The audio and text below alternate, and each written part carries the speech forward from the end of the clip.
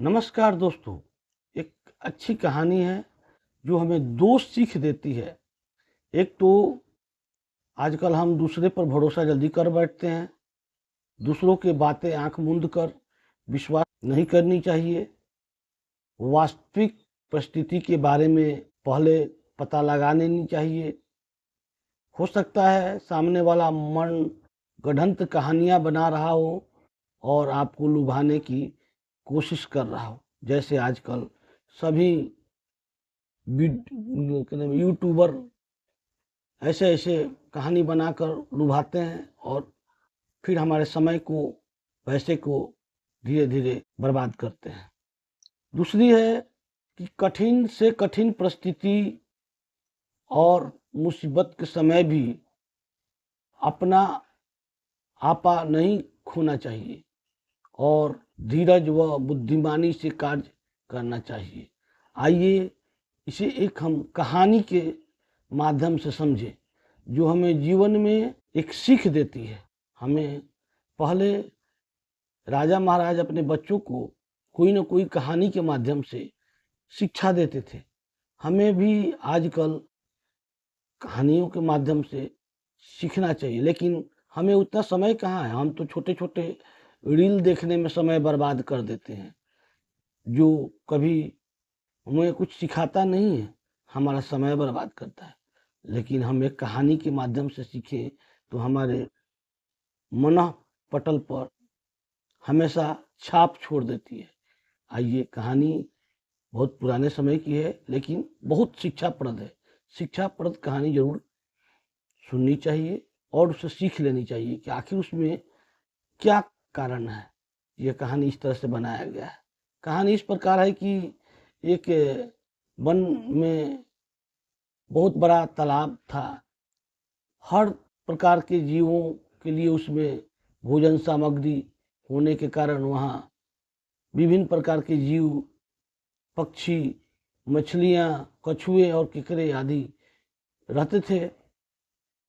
पास में ही बगुला रहता था जिसे परिश्रम करना बिल्कुल अच्छा नहीं लगता था। आलसी था। उसकी आंखें भी कुछ कमजोर थी।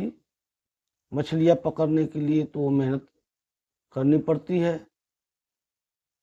जो उसे बहुत खलती थी, इसलिए आलस्य के मारे वह प्रायः भूखा ही रहता था। एक टांग पर खड़ा यही सोचता रहता कि क्या उपाय किया जाए कि बिना हाथ पैर हिलाए रोज भोजन मिले। एक दिन उसे एक उपाय सूझा तो उसे अनजान आजमाने में बैठ गया। बकुला तालाब के किनारे खड़ा हो गया और लगा आंसू से आंसू बहाने। आंसुओं पर आंसू बहाने से बातें देखा तो वह निकट आकर एक केकड़े ने पूछा, मामा जी क्या हुआ है, क्या बात है? भोजन के लिए मछलियां का शिकार करने की बजाय खड़े होकर आंसू बहा रहे हो? बकुले ने जोर की हिचकी ली और भर्राए स्वर से बोला, बेटे बहुत कर लिया मछलियों का शिकार। अब मैं यह पाप कार्य नहीं करना चाहता और न करूँगा। मेरी आत्मा जाग उठी है, इसलिए मैं निकट आई मछलियों को भी नहीं पकड़ रहा हूँ। तुम तो देख ही रहे हो। केकड़ा बोला, मामा शिकार नहीं करोगे तो कुछ खाओगे कैसे? नहीं तो मर जाओगे। बकुले ने एक और हिचकी ली और ऐसे जीवन का नष्ट होना ही अच्छा है बेटा। वैसे भी हम सबको जल्दी मरना है। मुझे ज्ञात है हुआ कि शीघ्र ही यहाँ 12 वर्ष लंबा सूखा पड़ेगा। बकुले ने केकड़े को बताया कि यह बात उसे एक त्रिकालदर्शी महात्मा ने बताई है जिसकी भविष्यवाणी कभी गलत नहीं होती है। केकड़े ने जाकर सबको बताया कि कैसे बगुले ने बलिदान व भक्ति का मार्ग अपना लिया है और सूखा पड़ने वाला है। उस तालाब के सारे जीव, मछलियां, कछुए, केकड़े, बतखे और सारस आदि दौड़े दौड़े बगुले के पास गए और बोले, भगत मामा अब तुम ही हमें कुछ बचाव का रास्ता बताइए, अकल लगाओ, तुम तो महाज्ञानी ही बन गए हो।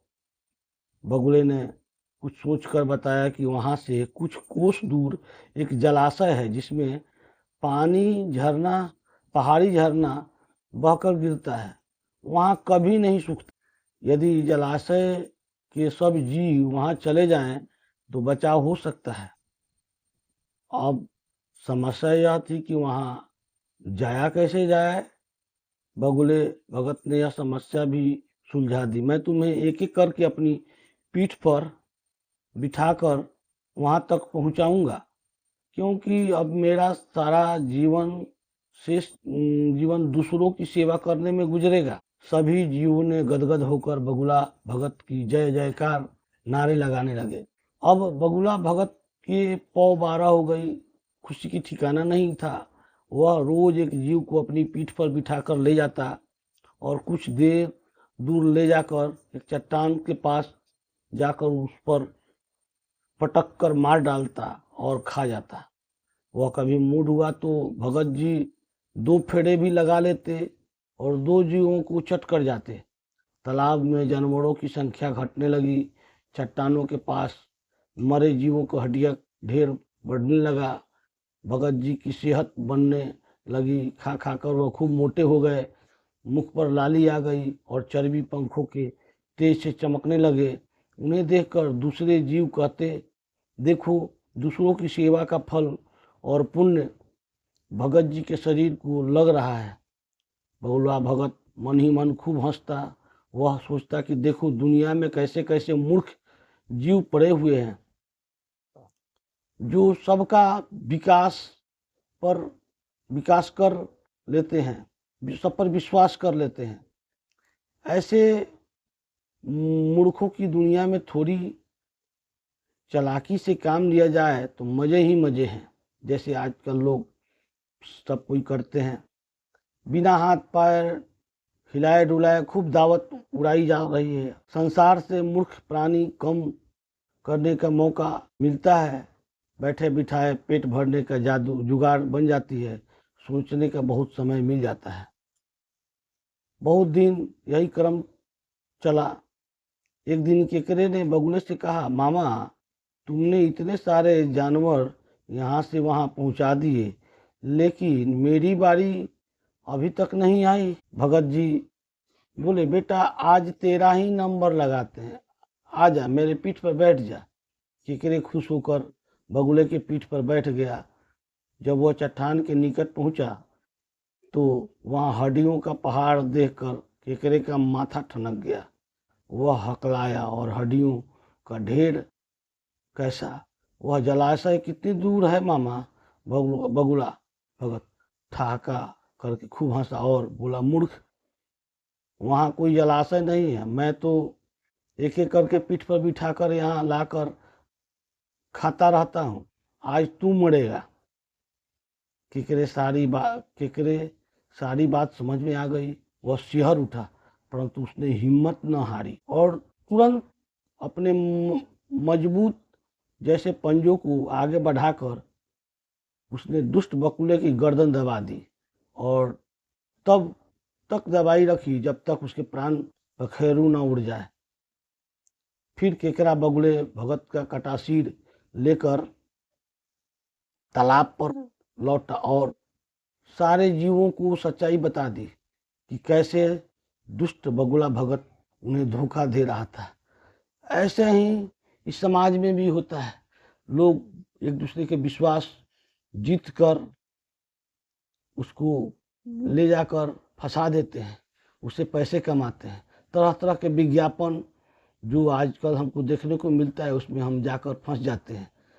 तरह तरह की ऐप आई है, उस ऐप में हम फंस जाते हैं और अपने सारे कमाया हुआ पैसा गंवा बैठते हैं।